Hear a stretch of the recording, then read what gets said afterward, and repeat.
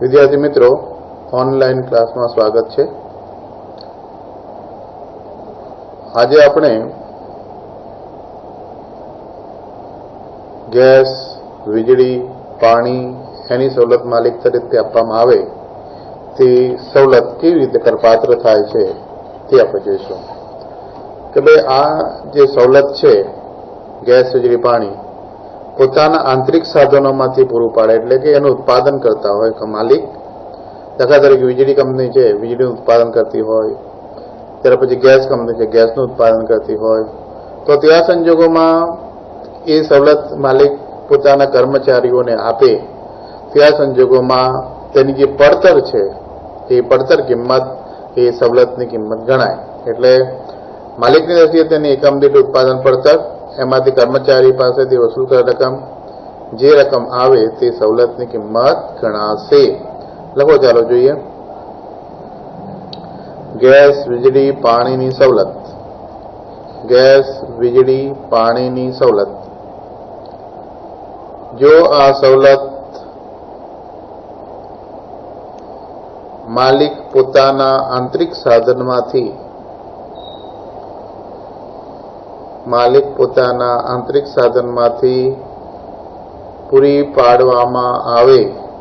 પૂરી પાડે અને તે અંગે ત્રાહિત પક્ષને કોઈ રકમ ચૂકવવી પડી ન હોય ત્યારે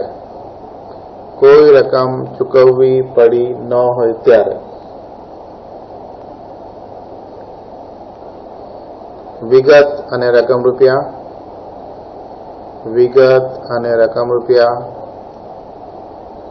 વિગતમાં લખો, માલિકની દ્રષ્ટિએ તેની એકમ દીઠ ઉત્પાદન પડતર, રકમમાં ડેશ ડેશ ડેશ લખો, બાદ કર્મચારી પાસેથી વસૂલ કરેલ રકમ, રકમમાં ડેશ ડેશ ડેશ, ઉપરની રકમમાંથી આ રકમ બાદ કરો એટલે આવશે સવલતની કરપાત્ર કિંમત, એ તમારે પગારમાં ઉમેરવાની થશે। આ રકમ પગારમાં ઉમેરવાની થશે। હવે પોતાના આંતરિક સાધનોમાંથી પૂરી પાડે, પણ ઘણી વાર શું કરે કે કોઈ ત્રાહિત પક્ષ પાસેથી ખરીદીને પછી કર્મચારીને આપે। દાખલા તરીકે વીજળી કંપની પાસે વીજળી ખરીદે, ગેસ કંપની પાસે ગેસ ખરીદે, બરાબર। તો ત્યાં સંજોગોમાં કેવી રીતે થાય તો તે વિશે જો લખો, જો આ સવલત અંગે ત્રાહિત પક્ષને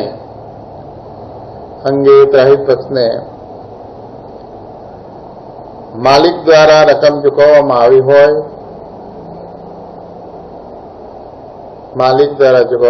હોય અને તે સવલતનો કર્મચારી દ્વારા અંગત ઉપયોગ થતો હોય ત્યારે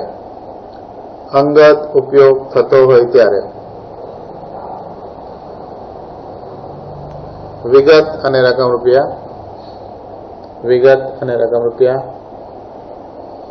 આમાં લખો, વિગતમાં માલિકે ત્રાહિત પક્ષને ચૂકવેલ કે ચૂકવવા પાત્ર રકમ, રકમમાં લખો ડેશ ડેશ ડેશ, બાદ કર્મચારી પાસેથી વસૂલ કરેલ રકમ,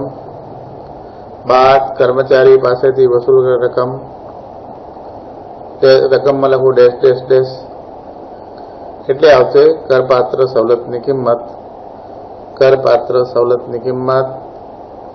રકમમાં લખો ડેશ ડેશ ડેશ। એ ત્રાહિત પક્ષને જે રકમ ચૂકવી હોય તેમાંથી કર્મચારી પાસેથી રકમ વસૂલ કરેલી રકમ બાદ કરો એટલે સવલતની કિંમત આવશે। હવે જોઈએ મોટર કારની સવલત।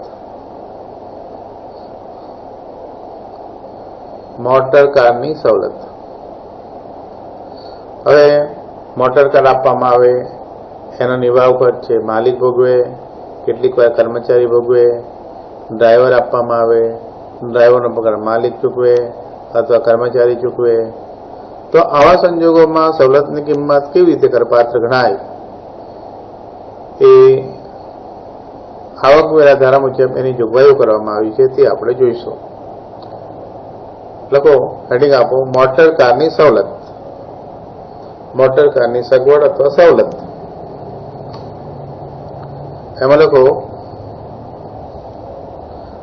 આ સવલત ફક્ત વિશિષ્ટ કર્મચારી માટે જ કરપાત્ર છે. આ સવલત ફક્ત વિશિષ્ટ કર્મચારી માટે જ કરપાત્ર છે. એમાં એ લખો, સવલત તરીકે આપેલ મોટરકાર, સવલત તરીકે આપેલ મોટરકાર કંપનીની માલિકીની હોય, કંપનીની માલિકીની હોય અથવા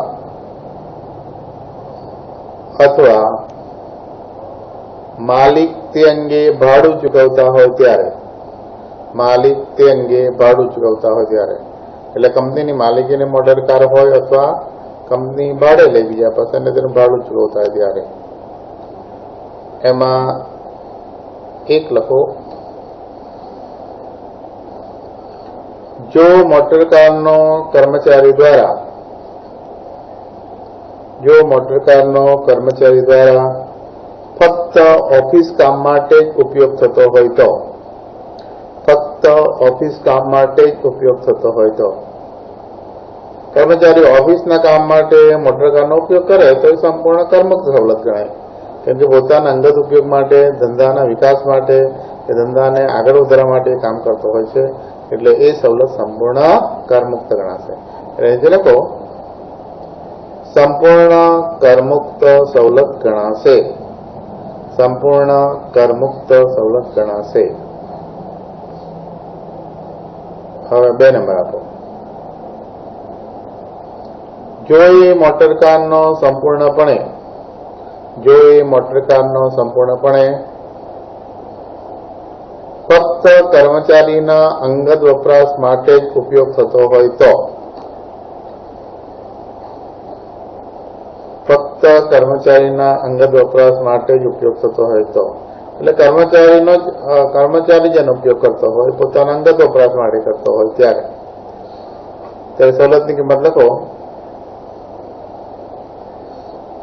મોટરના ચલિત અને નિભાવ ખર્ચ અંગે માલિકે ખરેખર ચૂકવેલ રકમ.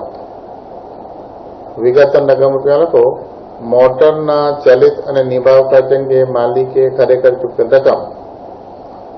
રકમમાં લખો ડેશ ડેશ ડેશ, એટલે કે પેટ્રોલ ખર્ચ, ડીઝલ ખર્ચ, ઓઇલ ખર્ચ, બરાબર, રિપેરિંગ ખર્ચ બધો માલિક ચૂકવે તો તે રકમ.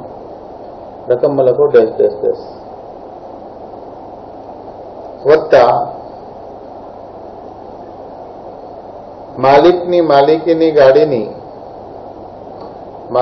માલિકીની ગાડીની મૂળ કિંમતના અથવા મૂળ પડતરના વાર્ષિક 10% લેખે થતી રકમ. વાર્ષિક 10% લેખે થતી રકમ એમાં ઉમેરો. અથવા માલિકે ચૂકવેલ ભાડું, જો ભાડે લાઈન વસાવેલું હોય તો, અથવા માલિકે ચૂકવેલ ભાડું જે હોય તે એમાંથી એક હોઈ શકે, એ રકમ ઉમેરવાની છે. જે સરવાળો થાય એમાંથી બાદ કરો. કર્મચારી પાસેથી વસૂલ કરેલ રકમ, કર્મચારી પાસેથી વસૂલ કરેલ રકમ કે આ રકમમાંથી બાદ થઈ જશે, એટલે સવલતની કરપાત્ર રકમ આવશે. એટલે આવશે સવલતની કરપાત્ર કિંમત. રકમમાં લખો ડેશ ડેશ ડેશ.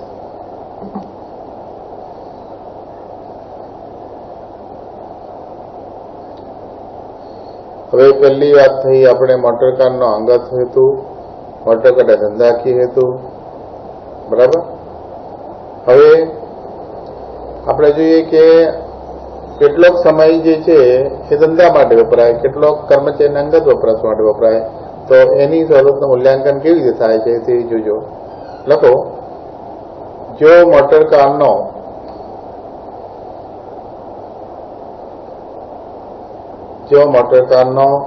અંશતઃ ઓફિસ ઉપયોગ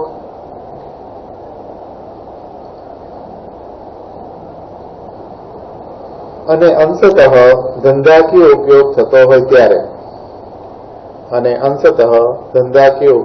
હોય ત્યારે એમાં એ લોકો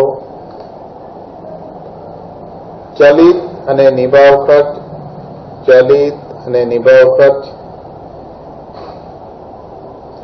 માલિક દ્વારા ચૂકવવામાં આવતો હોય ત્યારે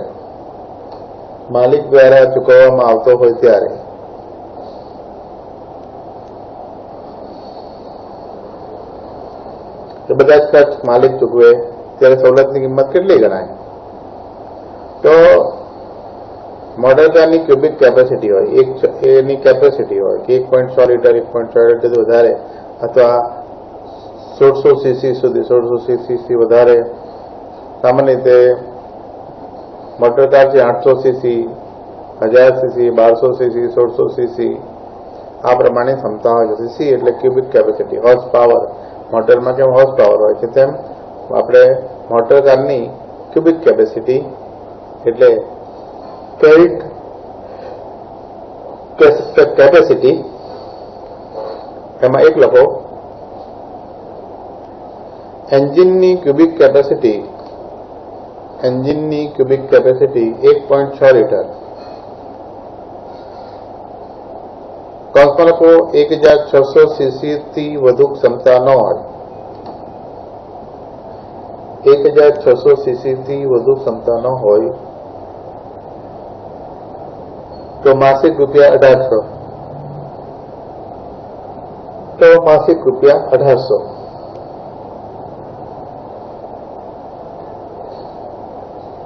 બીજી લખો, એન્જિનની ક્યુબિક કેપેસિટી 1.6 લીટર. કૌંસમાં લખો 1600 સીસી. 1600 સીસી થી વધુ ક્ષમતા હોય તો માસિક 2400 રૂપિયા. એટલે બધા ચલિત નિભાવ ખર્ચ માલિક દ્વારા ચૂકવવામાં આવતા હોય તો 1.6 સીસી સુધી 1800, એનાથી વધારે તો 2400. એટલે માલિક દ્વારા ચૂકવવામાં આવતા હોય ત્યારે 1600 અને 2400 યાદ રાખવાના. 1800 અને 2400 રૂપિયા યાદ રાખવાના.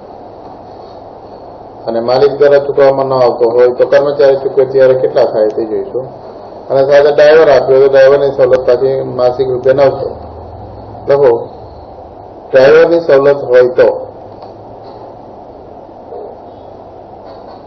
માસિક રૂપિયા 900.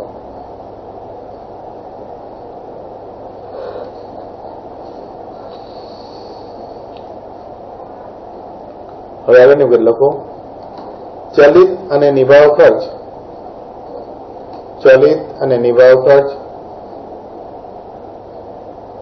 કર્મચારી પોતે ભોગવતો હોય ત્યારે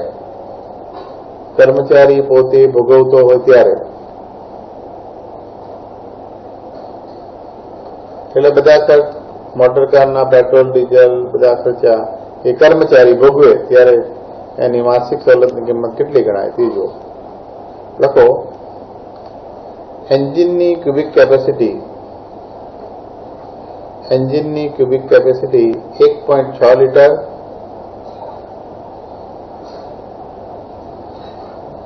કૌંસમાં લખો 1600 સીસી કૌંસમાં થી વધુ ક્ષમતા ન હોય માસિક સવલતની કિંમત આવશે 600 રૂપિયા. માસિક રૂપિયા 600. હવે લખો, એન્જિનની ક્યુબિક કેપેસિટી એન્જિનની ક્યુબિક કેપેસિટી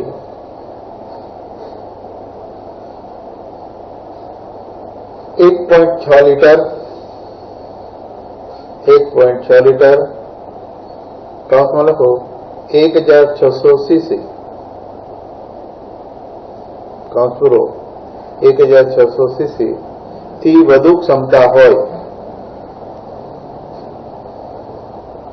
આનાથી વધુ ક્ષમતા હોય તો માસિક રૂપિયા 800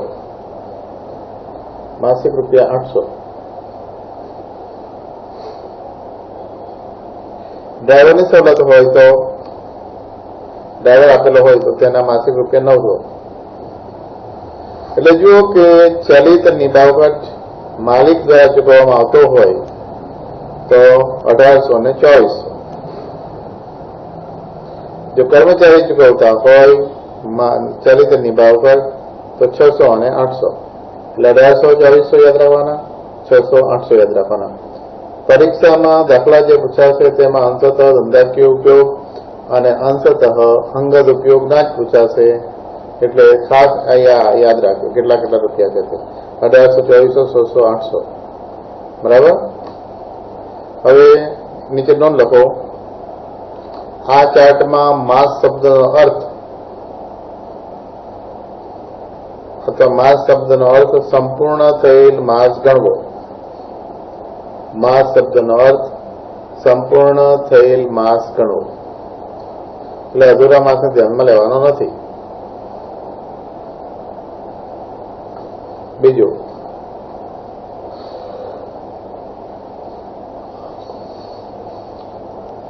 આ સવલતના મૂલ્યાંકન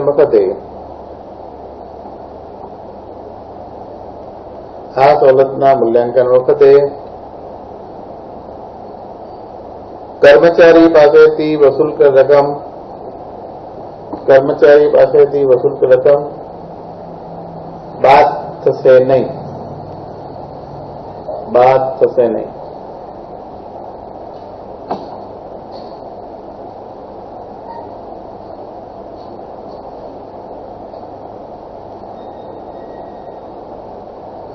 હવે બીજું લખો બી. જ્યારે મોટરની માલિકી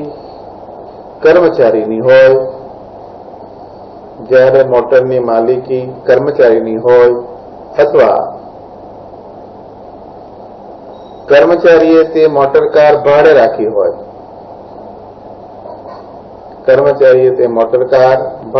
હોય,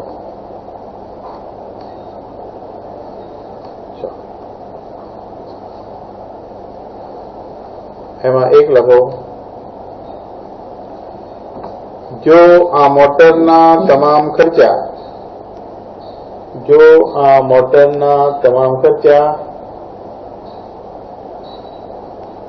કર્મચારી ભોગવતો હોય તો તે સવલત ગણાય નહીં. કર્મચારીની મોટર કાર હોય અને કર્મચારી ખર્ચા ભોગવે તો સવલત ગણાય નહીં. પછી 2,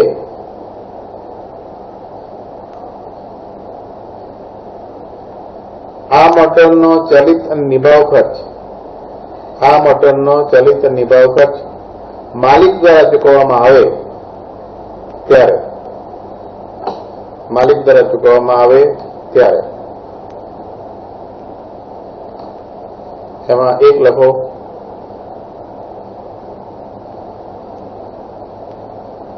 આ મોટરનો ફક્ત ઓફિસ કામ માટે ઉપયોગ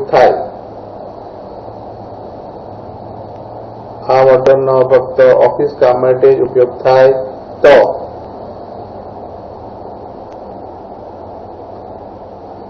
મોટરકારની સવલત કરમુક્ત ગણાશે.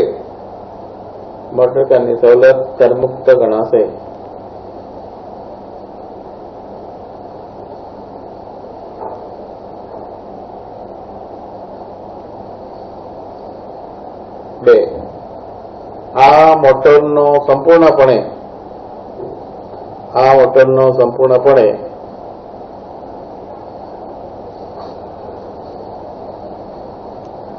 કર્મચારીના અંગત વપરાશ માટે જ થતો હોય તો, કર્મચારીના અંગત વપરાશ માટે જ થતો હોય તો એની સવલતની કિંમતમાં લખો વિગતન રકમ રૂપિયા, વિગતન રકમ રૂપિયા. એમાં લખો મોટરના ચલિત અને નિભાવ ખર્ચ અંગે માલિકે ખરેખર ચૂકવેલ રકમ. મોટરના ચલિત અને નિભાવ ખર્ચ અંગે માલિકે ચૂકવેલ ખરેખર રકમ. રકમમાં લખો ડેશ ડેશ ડેશ વત્તા મોટર ગાડીની મૂળ કિંમતના વાર્ષિક 10% રકમ. મોટર ગાડીની મૂળ કિંમતના અથવા મૂળ પડતરના વાર્ષિક 10% લેખે રકમ. આ બંનેનો સરવાળો કરો, એમાંથી બાદ કરો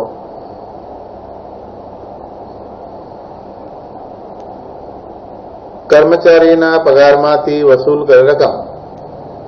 કર્મચારીના પગારમાંથી વસૂલ કરેલ રકમ એ બાદ કરી દો એટલે સવલતની કરપાત્ર રકમ આવશે. સવલતની કરપાત્ર રકમ આવશે. બરાબર.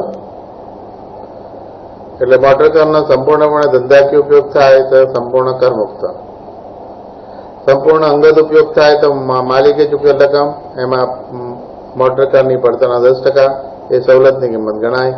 એમાંથી કર્મચારી પાસે વસૂલ કરેલ રકમ હોય તે બાદ થાય એટલે સવલતની કિંમત ગણાશે અને એ પગારમાં ઉમેરવામાં આવશે. હવે લગતા એક્ઝામ્પલ જોઈશું. આ સ્વામીજી વાળો દાખલો જે છે તમને વોટ્સએપ પર મૂકી દીધેલો છે, તેમ લખી દીધો હશે. હવે આપણે એની ગણતરી શરૂ કરીશું. 18,000 આવક તથા મૂળ પગારના 10% લેખે માન્ય પ્રોવિડન્ટ ફંડમાં ફાળો કાપ્યા પછી તેમને મળેલ ચોખ્ખોમાં ચોખ્ખો વાર્ષિક મૂળ પગાર 6,30,000 ચૂકવે છે. માન્ય પ્રોવિડન્ટ ફંડમાં આ કંપનીનો ફાળો પગારના 13% છે. શિક્ષણ ભથ્થું મહિને 700, 2 બાળકો અભ્યાસ કરે છે. મુંબઈમાં રહેવા માટે તેમને ફ્લેટ આપેલ છે જેનું વાર્ષિક ભાડું 1,08,000 ચૂકવે છે. ઘરગથ્થુ નોકરનો પગાર દર મહિને 1,800 લેખે કંપનીએ ચૂકવ્યો છે. કંપની તરફથી 1,800 ક્યુબિક કેપેસિટી વાળી મોટી મોટર ગાડી ડ્રાઈવર વિના 1 જુલાઈ 2019 આપેલ છે. તમામ ખર્ચા કંપની ભોગવે છે જેનો અંગત તેમજ ધંધાકીય વપરાશ થાય છે. દાખલામાં અંગત અને ધંધાકીય વપરાશ વાળો જ દાખલો પૂછાશે એટલે ખાસ ધ્યાન રાખજો. 31/3/2019 રોજ તેઓ દિલ્હીની ગુરુજી લિમિટેડમાં નિવૃત્ત થયા હતા. તે કંપની પાસેથી 1/10/2019 રોજ 1,200 સામટું પેન્શન મળેલ છે જે 75% ધોરણે મળ્યું હતું. નિવૃત્તિ વખતે ગુરુજી લિમિટેડમાંથી નક્કી કરેલ પેન્શન દર મહિને 1,600 હતું. તેમનો ક્લબ ખર્ચ 48,000 કંપનીએ ચૂકવ્યો છે. વ્યવસાય વેરો દર મહિને 200 અપાયેલ છે. તેમણે ગુરુજી લિમિટેડમાંથી ગ્રેજ્યુટી લીધી નથી. હવે હેડિંગ આપો સ્વામીજીની કરપાત્ર આવકની ગણતરી. સ્વામીજીની કરપાત્ર આવકની ગણતરી. હવે કપાત પછીનો પગાર આપેલો છે. મૂળ પગાર કેટલો છે એ આપ્યો નથી, પણ મૂળ પગારના 10% લેખે પ્રોવિડન્ટ ફંડમાં ફાળો છે બરાબર એટલો આપેલી વિગત છે એટલે ધારણા કરવી પડશે. લખો ધારો કે તેમનો મૂળ પગાર 100% છે. ધારો કે તેમનો મૂળ પગાર 100% છે જેથી માન્ય પ્રોવિડન્ટ ફંડમાં તેમનો ફાળો 10% ગણાશે.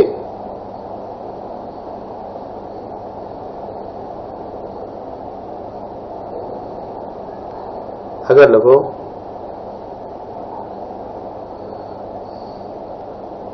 મૂળ પગાર બરોબર 100%. બરોબર શું તો આવકવેરો કપાયા પછી માન્ય પ્રોવિડન્ટ ફંડમાં ફાળો પછી 6,30,000 છે.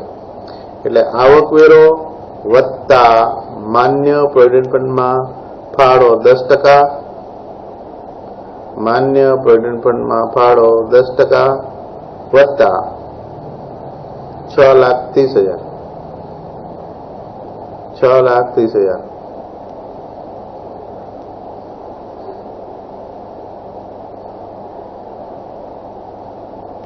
ચાલ આગળ લખો. હવે મૂળ પગાર 100%, એમાંથી 10% ફાળો એ બાદ કરી દો, અને આવકવેરો છે 18,000, અને ત્યાર પછી છે 6,30,000. અહીંયા 10% છે, આ તરફ લઈ જશો એટલે માઇનસ થઈ જશે. આવકવેરો 18,000 છે વત્તા 6,30,000, 90% બરોબર 6,48,000 બરાબર. એટલે 100% બરોબર કેટલા? અહીંયા 10% બદલે 100% કરજો. 100% બરોબર કેટલા? એટલે 6,48,000 ગુણ્યા 100 ભાગ્યા 90 એટલે 7,20,000. 6,48,000 ગુણ્યા 100 ભાગ્યા 90 બરોબર 7,20,000. એટલે મૂળ પગાર કેટલો હશે? 7,20,000. ચાલો જુઓ, કપાત પછીનો પગાર આપ્યો છે તમને 6,30,000. કઈ કઈ કપાતો? તો આવકવેરો અને માન્ય પ્રોવિડન્ટ ફંડમાં ફાળો એ 10%, એટલે પગારના 10% ફાળો છે. એટલે આવકવેરો અને આ 6,30,000 છે, આ ફાળો. ત્યાર પછીનો પગાર 6,30,000 છે, અને આવકવેરો 18,000 છે બરાબર. તો મૂળ પગારમાંથી આ ફાળો બાદ કરો એટલે રહી જશે આવકવેરો અને 6,30,000. એટલે આ બંનેનો સરવાળો થશે એટલે 6,48,000, અને મૂળ પગાર જે છે 100%, માંથી ફાળો આવે જ લઈ જશો એટલે માઇનસ થઈ જશે. 90% બરાબર 6,48,000, 10% બરાબર કેટલા? એટલે આ જે છે તો કે ભાઈ 90% બરોબર જે પગાર થશે એ કુલ પગાર એ 7,20,000 થશે બરાબર. હવે હેડિંગ આપો, સ્વામીજીની કરપાત્ર પગારની ગણતરી દર્શાવતું પત્રક. સ્વામીજીની કરપાત્ર પગારની ગણતરી દર્શાવતું પત્રક. આકારણી વર્ષ 2020-21. આકારણી વર્ષ 2020-21. પાછલું વર્ષ 2019-20. સામે લખો વ્યક્તિ અને સામાન્ય રહીશ. વ્યક્તિ અને સામાન્ય રહીશ.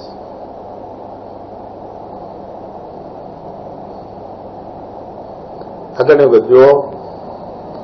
મૂળ પગાર તમારો 7,20,000 આપણે ગણતરી કરી છે. મૂળ પગાર 7,20,000.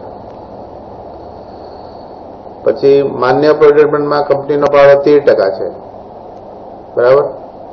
એટલે જો 1% વધારાનો ફાળો છે તેના મૂળ પગારના 1%, તો માન્ય પ્રોવિડન્ટ ફંડમાં ફાળો 1% કરપાત્ર ગણાશે. એટલે માન્ય પ્રોવિડન્ટ ફંડમાં 12% થી વધુ ફાળો એટલે 13% ફાળો છે, એટલે 1% કરપાત્ર ગણાશે. એટલે 7,200. મૂળ પગારના 1%, 7,20,000 ગુણ્યા 1% બરોબર 7,200. 7,20,000 ગુણ્યા 1% બરોબર 7,200. આગળ વધશું. શિક્ષણ ભથ્થું દર મહિને 700 મળે છે. 2 બાળકો અભ્યાસ કરે છે. દર મહિને 700 એટલે આખા વર્ષના 8,740 8,400. 2 બાળકો માટે કરમુક્તિ મળશે તો તે બાદ કરજો એટલે કરપાત્ર શિક્ષણ ભથ્થું. એટલે વિશે નોંધ લખો. નોંધ 2, કરપાત્ર શિક્ષણ ભથ્થું. કરપાત્ર શિક્ષણ ભથ્થું.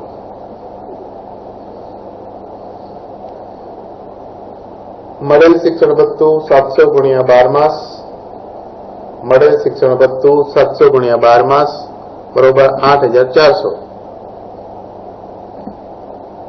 એમાંથી બાદ કરો કરમુક્ત શિક્ષણ ભથ્થું. કરમુક્ત શિક્ષણ ભથ્થું 2 બાળકો વધુમાં વધુ 2 બાળકોને જ મળે, ગુણ્યા 12 માસ, 12 માસ ગુણ્યા માસિક રૂપિયા 100 એટલે 2400 રૂપિયા બાદ પડશે. એક બાળક હોય તો એક બાળક માટે મળે, 2 બાળક છે એટલે 2 બાળક માટે મળશે એટલે 2400 રૂપિયા બાદ પડશે. એક બાળક હોય તો 1200 મળે એટલે 8400 માઇનસ 2400 6000 રૂપિયા એ કરપાત્ર શિક્ષણ ભથ્થું ગણાશે. એ પગારની આવકમાં ઉમેરવામાં આવશે એટલે કરપાત્ર શિક્ષણ ભથ્થું મૂકો અહીં 6000.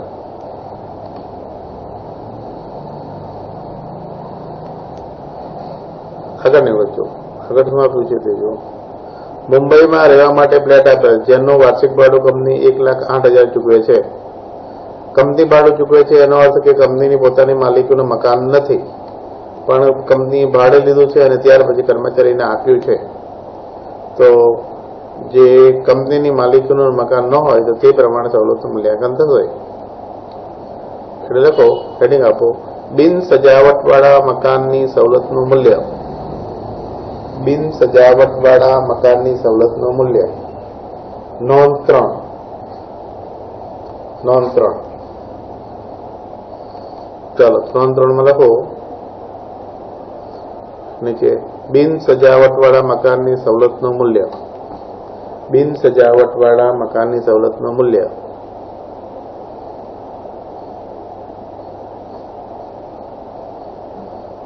જ્યાં પગાર બરોબર BABC,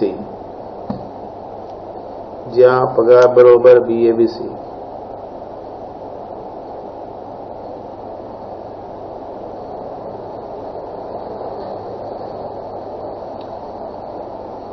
જ્યાં પગાર બરોબર મૂળ પગાર 7,20,000, મૂળ પગાર 7,20,000 વત્તા કરપાત્ર ભથ્થાઓ, એમાં શિક્ષણ ભથ્થું છે ખાલી એટલે કરપાત્ર શિક્ષણ ભથ્થું 6,000. બીજું કઈ આવશે નહીં. જો આ કરપાત્ર શિક્ષણ ભથ્થું, મોંઘવારી ભથ્થું આવશે નહીં, કેમ કે પ્રોવિડન્ટ ફંડના લાભ માટે કે નિવૃત્તિના લાભ માટે મોંઘવારી ભથ્થું ઉમેરાય તેવું કશે ઉલ્લેખ નથી. એટલે 7,20,000 અને 6,000 કેટલી રકમ આવશે? નોકરીની સવલત નહીં આવે, મોટર કારની સવલત નહીં આવે, કોમ્યુટ પેન્શન નહીં આવે, નિયમિત પેન્શન નહીં આવે, ક્લબના ખર્ચા નહીં આવે. બરાબર, એટલે 2 જ આવશે. મૂળ પગાર 7,20,000, કરપાત્ર શિક્ષણ ભથ્થું 6,000, બંને મળીને 7,26,000 એટલે BABC મુજબનો પગાર થશે 7,26,000. હવે નીચે લખો, કર્મચારીને રહેવા માટે મકાન અંગે, કર્મચારીને રહેવા માટે આપેલ મકાન અંગે કંપની ભાડું ભરે છે, કંપની ભાડું ભરે છે, તેથી કંપનીની પોતાની માલિકીનું મકાન નથી, તેથી કંપનીની પોતાની માલિકીનું મકાન નથી, તેથી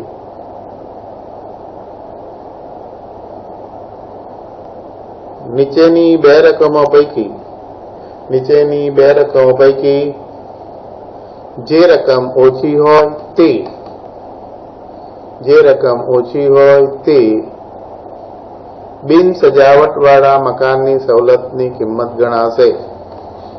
બિન સજાવટવાળા મકાનની સવલતની કિંમત ગણાશે. હવે બીજો લખો, બિન સજાવટવાળા મકાનની સવલતની કિંમત.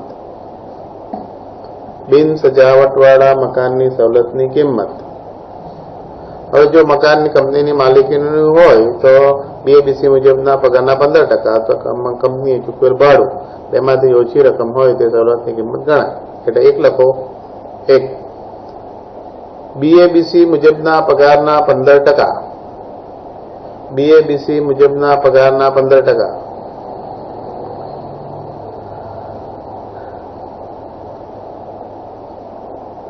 એમાં લખો 7,26,000 ગુણ્યા 15%, 7,26,000 ગુણ્યા 15% બરોબર 1,08,900, 1,08,900 અને 2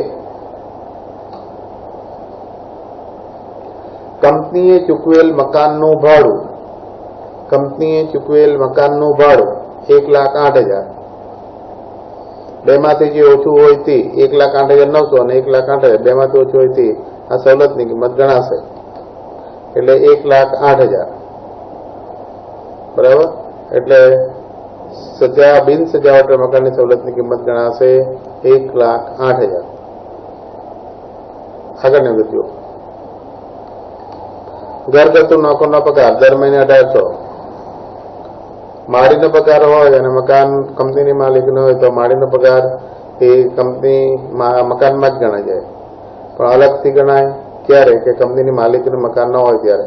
નોકરનો પગાર સંપૂર્ણ કરપાત્ર ગણાશે. એટલે લખો નોકરના પગારની સવલત, નોકરના પગારની સવલત એમાં લખી દો 1,800 ગુણ્યા 12 માસ બરોબર 21,600.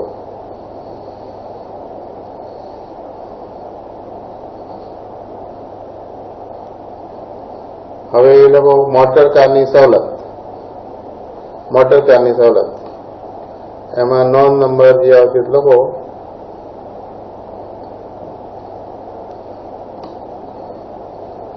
નીચે હેડિંગ લખો મોટર કારની સવલત.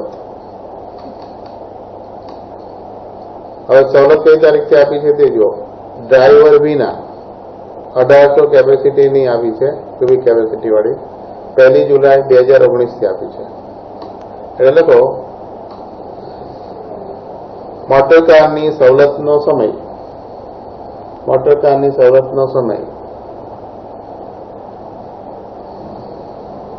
1 જુલાઈથી આપી છે, એટલે 1/7/2019 થી 1/7/2019 થી 31/3/2020 પૂરું થાય આપણું વર્ષ ત્યાં સુધી 31/3/2020. એટલે એપ્રિલ મે જૂન નથી, 3 મહિના નથી, એટલે બાકી 9 માસ. બરાબર. હવે તમામ ખર્ચ કંપની ભોગવે છે, તો કંપની ભોગવતી હોય ત્યારે જે મોટરકારની સવલતની કિંમત ગણાય 1,800 અને 2,400. હવે 1,600 ક્યુબિક કેપેસિટી સુધી જે છે 1,800 અને તેનાથી વધે એટલે 2,400.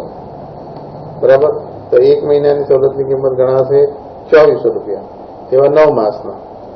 એટલે તો મોટરકારની સવલત બરોબર 2,400 ગુણ્યા 9 માસ, 2,400 ગુણ્યા 9 માસ બરોબર 21,600.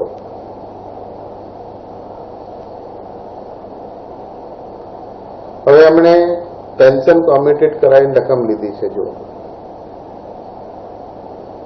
તેઓ 31/3/2019 રોજ દિલ્હીની ગુરુજી લિમિટેડમાં નિવૃત્ત થયા હતા. કંપની પાસેથી 1/10/2019 રોજ 1,20,000 પેન્શન એ કોમ્પ્યુટેટ કરાયેલ છે, જે 75% દરે મળ્યું હતું. બરાબર. અને ગ્રેજ્યુટી મળી હતી નહીં, એટલે ગ્રેજ્યુટી લીધી નથી. એટલે આપણે કોમ્પ્યુટેડ પેન્શન કેટલું કરપાત્ર થાય છે તે પહેલા જોઈએ. બરાબર. કઈ તારીખ નિવૃત્ત થયા? 31/3/2019. એટલે લખો નીચે જવાબમાં કોમ્યુટેડ પેન્શન, કોમ્યુટેડ પેન્શન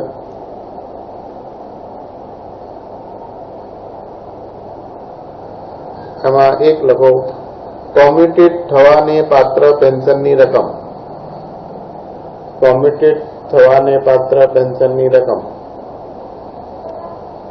હવે 75% લેખે એમણે એકત્રિત કરાવ્યું છે, તેના 1,20,000, તો 100% લેખે કેટલે? એટલે લખો 75% લેખે કોમ્યુટેડ પેન્શન રકમ બરોબર 1,20,000. 75% લેખે કોમ્યુટેડ પેન્શન રકમ બરોબર 1,20,000 માટે 100% લેખે કોમ્યુટેડ પેન્શનની કરપાત્ર રકમ બરોબર કેટલા? 100% લેખે કોમ્યુટેડ પેન્શન રકમ બરોબર કેટલા?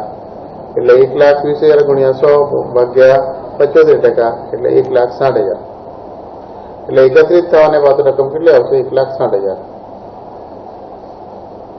નીચે લખો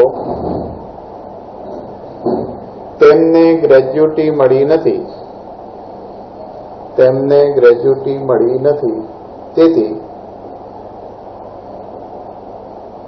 કોમ્યુટેડ થવાને પાત્ર, કોમ્યુટેડ થવાને પાત્ર પેન્શનની રકમના, કોમ્યુટેડ થવાને પાત્ર પેન્શન રકમના 10% સુધી કરમુક્ત ગણાય, 10% સુધી 50% સુધી કરમુક્ત ગણાય. જો તમને પેન્શનની ગ્રેજ્યુટી નહીં મળી હોય તો 50% સુધી કરમુક્ત ગણાય. એટલે લખો નીચે, તેથી કરમુક્ત કોમ્યુટેડ પેન્શન રકમ બરોબર 1,60,000 ગુણ્યા 50%. એકત્રિત થવાને બાદ રકમ છે 1,60,000 એના 50% બરોબર 80,000.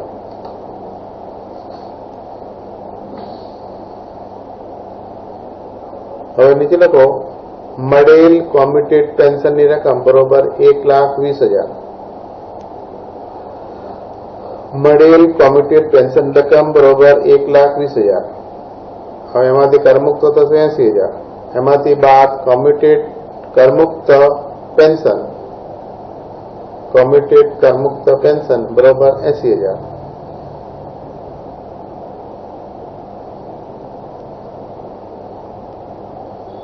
એટલે કરપાત્ર પેન્શન આવશે 40,000. 1,20,000 માંથી 80,000 બાદ કરો એટલે 40,000. કરપાત્ર કોમ્યુટેડ પેન્શન રકમ બરોબર 40,000 એ તમારા પગારમાં ઉમેરવામાં આવશે. એટલે લખો, કોમ્યુટેડ પેન્શનની રકમ બરોબર 40,000. હવે જે તારીખે 75% કોમ્યુટેડ પેન્શન કરાવે ત્યાર પછી એને માત્ર 1/4 ભાગનું પેન્શન મળે, તે પહેલા પૂરેપૂરું મળે. હવે લખો, નિયમિત પેન્શનની રકમ, નિયમિત પેન્શનની રકમ નોંધ 5.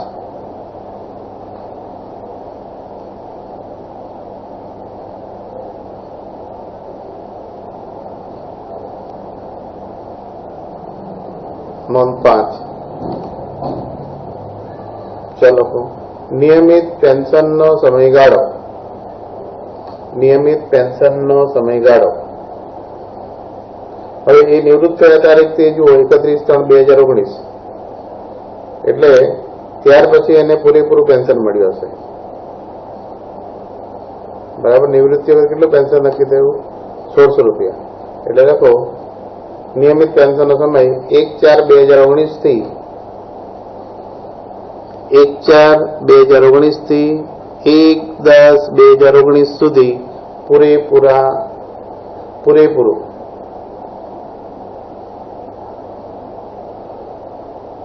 એટલે 1 એપ્રિલ થી ક્યાં સુધી? 1/10 સુધી, 30/9 સુધી, એટલે 6 માસ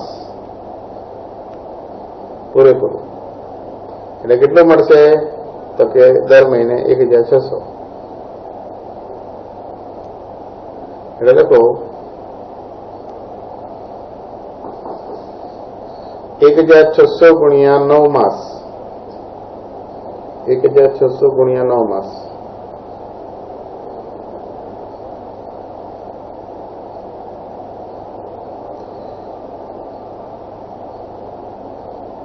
બરાબર.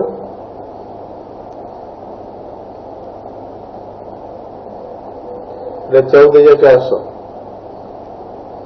પછી 75% કોમ્યુટેડ કરાવી દો એટલે માત્ર 1/3% રહેશે. એટલે 10મા મહિના પછી 6 મહિના એમને 1/4 થી ને 6 માસનું થશે. બરાબર, જો 4, 5, 6, 7, 8, 9, 6 મહિના. 1,600 ગુણ્યા 6 માસ કરજો ભાઈ. 1,600 ગુણ્યા 6 માસ બરાબર 9,600. પછી 3/4 ભાગનું તો એમણે કોમ્યુટેડ કરાવી દીધું એટલે 1/4 ભાગનું મળશે. એટલે લખો, 1/10/2019 થી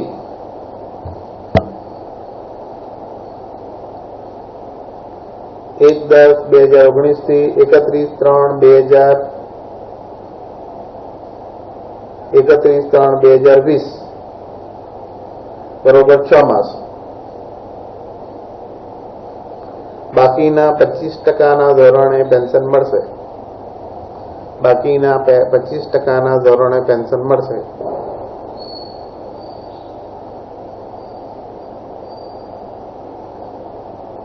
%, પેન્શન બરોબર 1600 ગુણ્યા 25/100 બરોબર 400 રૂપિયા.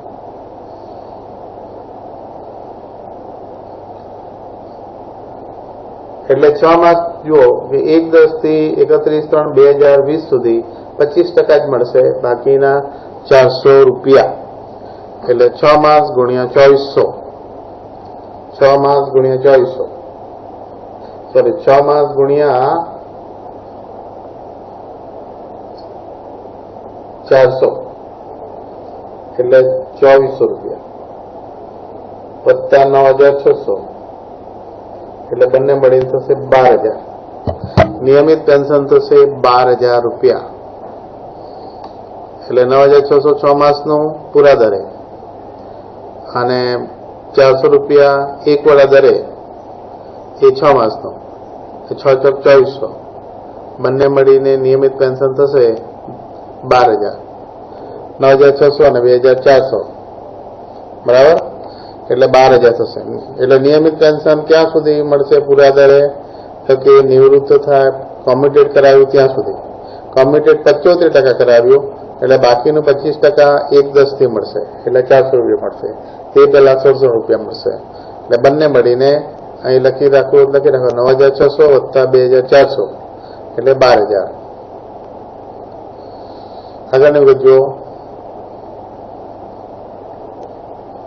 કંપનીએ ચૂકવેલ ક્લબનો ખર્ચ એ પૂરેપૂરો કરપાત્ર ગણાશે. એટલે કંપનીએ ચૂકવેલ ક્લબનો ખર્ચ 48000. આ બધાનો સરવાળો કરો એટલે ગ્રોસ પગાર થશે 9,84,400. 9,84,400. એમાંથી બાદ ગ્રોસ પગારમાંથી બાદ મળતી વિશિષ્ટ કપાતો. ગ્રોસ પગારમાંથી બાદ મળતી વિશિષ્ટ કપાતો એમાં પ્રમાણિત કપાત 50,000. દર વખત લખવાનું લઈ જાય છે. પ્રમાણિત કપાત 50,000.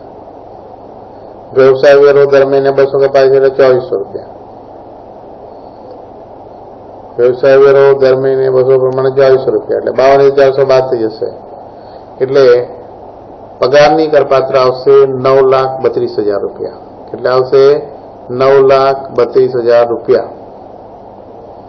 બરાબર. તો આ રીતે જો કે આમાં મોટરકારની સવલત છે. ચલિત નિભાવ ખર્ચ માલિક ચૂકવતો હોય તો 1800 અને 2400. ચલિત નિભાવ ખર્ચ કર્મચારી ચૂકવતો હોય તો 600 અને 900. ક્યુબિક કેપેસિટી પર આધાર રાખે છે. 1.6 ક્યુબિક કેપેસિટી અથવા 1600 સુધી હોય તો સવલતની કિંમત જે છે કર્મચારી બધા ખર્ચ ચૂકવતો હોય તો 600 રૂપિયા અને એનાથી વધારે શક્તિની મોટર કાર હોય તો 900 રૂપિયા. એ સવલતની કિંમત દર મહિને ગણાય. બરાબર. અને ખાસ કરીને કોમ્યુટેડ પેન્શન છે એ કેટલા ટકા કોમ્યુટેડ કરાવ્યું છે બાકીનું પછી મળે. અને તે જો ગ્રેજ્યુટી ન મળી હોય તો કોમ્યુટેડ પેન્શન રકમ 50% એ કરમુક્ત મળે અને બાકી રકમ જે છે એ કરપાત્ર ગણાય. તે પગારમાં ઉમેરવામાં આવે. તો આ રીતે ગણતરી કરીશું. હવે બીજો એક્ઝામ્પલ હવે આવતીકાલે જોઈશું. Thank you all.